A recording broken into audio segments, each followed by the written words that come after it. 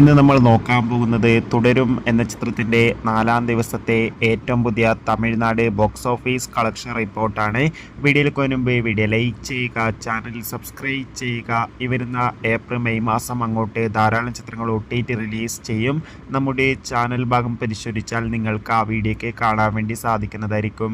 തരുൺ മൂർത്തിയുടെ സംവിധാനത്തിൽ മോഹൻലാൽ, ശോഭന എന്നൊക്കെ പ്രധാന കഥാപാത്രങ്ങളായ ചിത്രമായിരുന്നു തുടരും. ചിത്രത്തിന് ഇപ്പോഴും നല്ല മികച്ച പോസിറ്റീവ് റെസ്പോൺസ് തന്നെയാണ് പുറത്തുകൊണ്ടിരിക്കുന്നത്.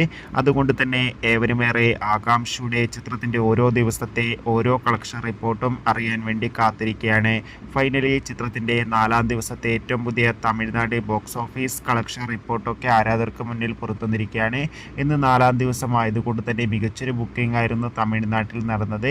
അതുകൊണ്ട് തന്നെ 50 ലക്ഷത്തിൻ്റെ അടുത്ത് വരെ ഇന്ന് തമിഴ്നാട് ബോക്സ് ഓഫീസ് കളക്ഷൻ നേടിയെടുക്കാൻ വേണ്ടി സാധിക്കുമെന്ന് ട്രാക്കിംഗ് റിപ്പോർട്ടുകളൊക്കെ സൂചിപ്പിക്കുകയാണ്. കാത്തിരിക്കാം.